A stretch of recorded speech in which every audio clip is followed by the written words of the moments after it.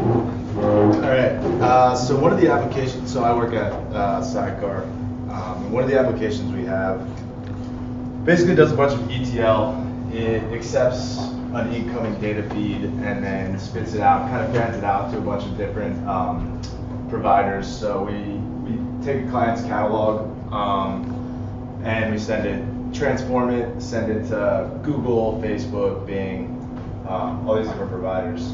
And so we're talking about like a lot of data. We currently have like 30 million products between all of our clients.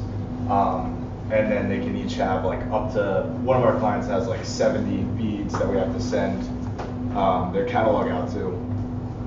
And so one of the issues when we started was not knowing anything about our CPU or memory usage in our app. So we have some tools. We use Influx and Grafana to show us like memory usage on the box, but we don't have any profiling on the at the app level.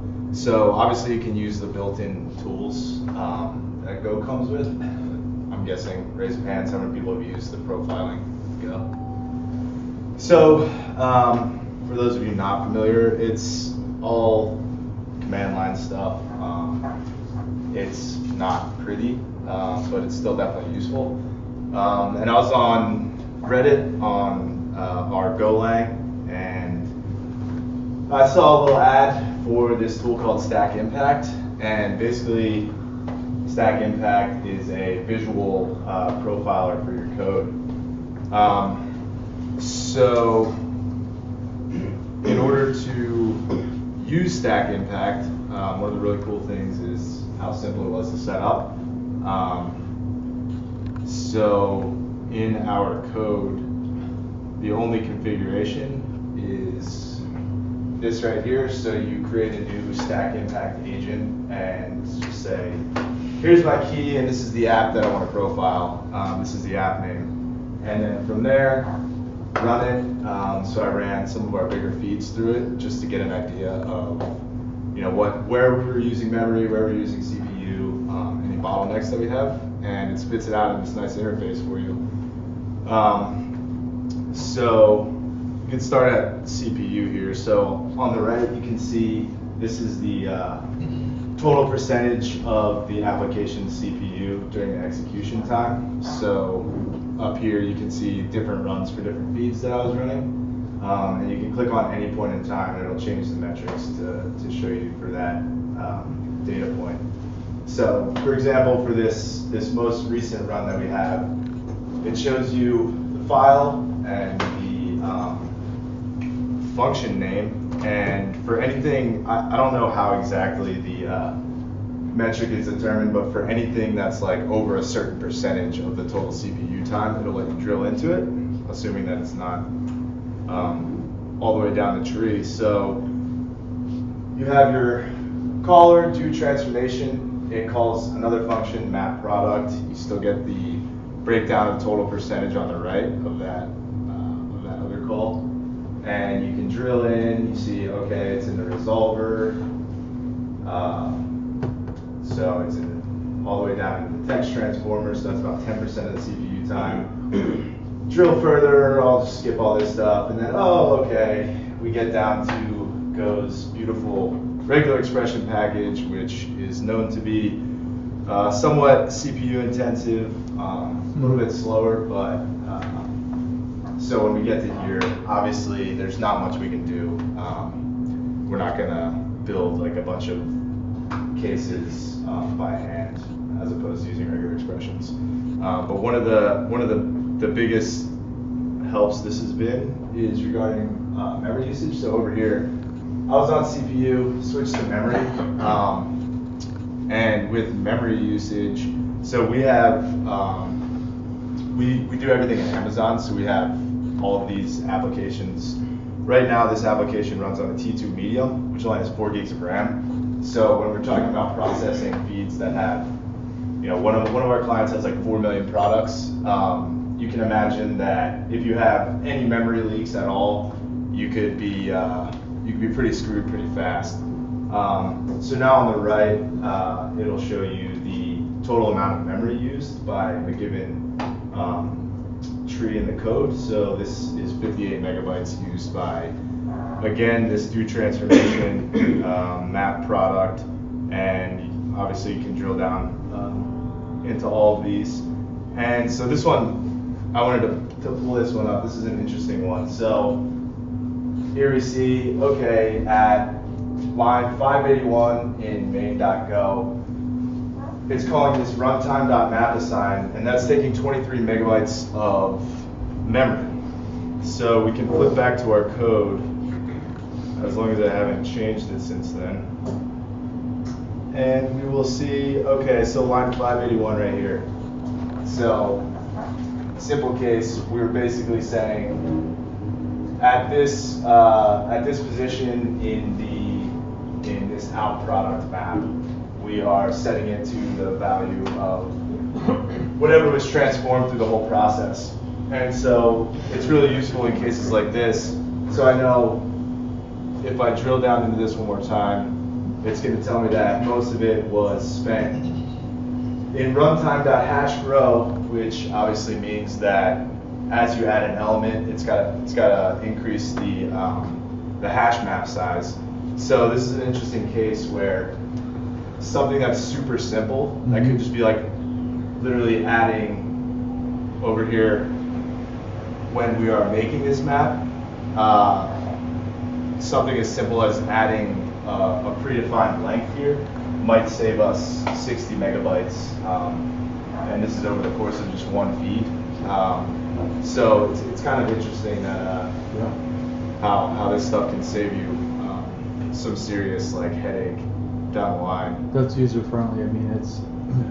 So I don't necessarily love it just because. So it's a paid app. So you can, with a free account, you can have one application. You can be profiling one application at a time, and your data goes away after 24 hours.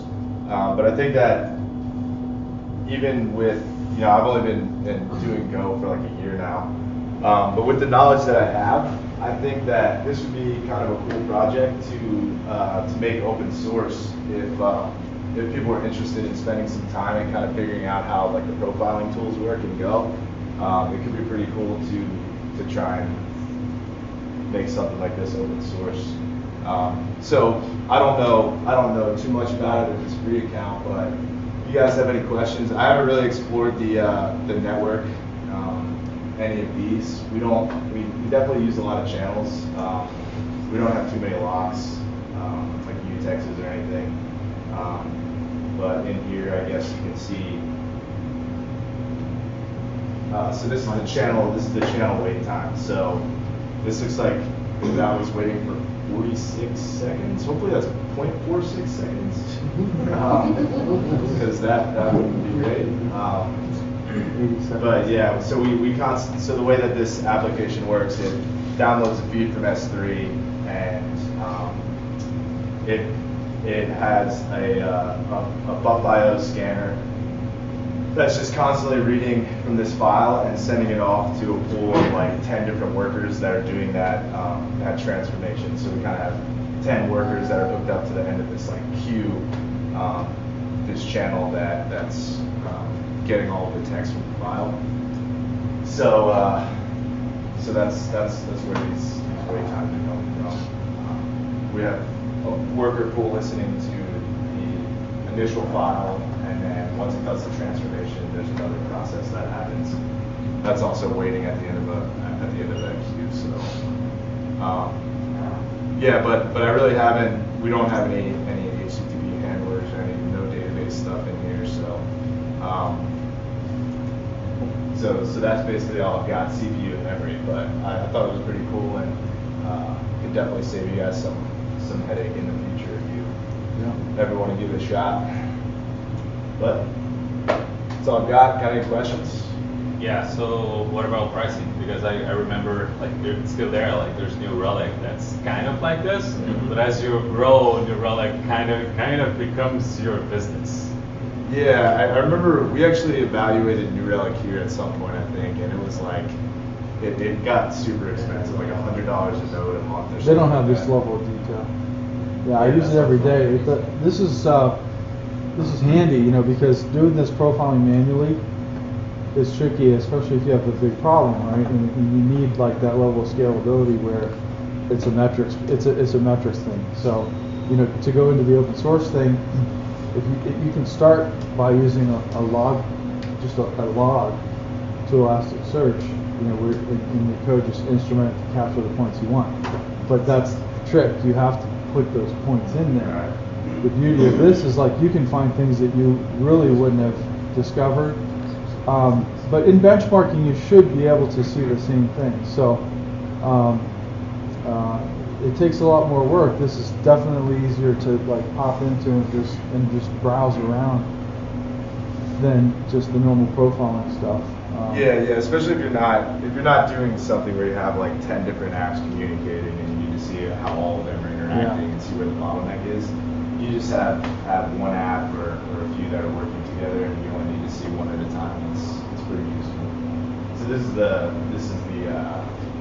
vendor code for StackImpact. I haven't gone through this at all, but it'd be interesting to go through it and see what kind of information they're collecting, how they're collecting it, and potentially do something like that in the future.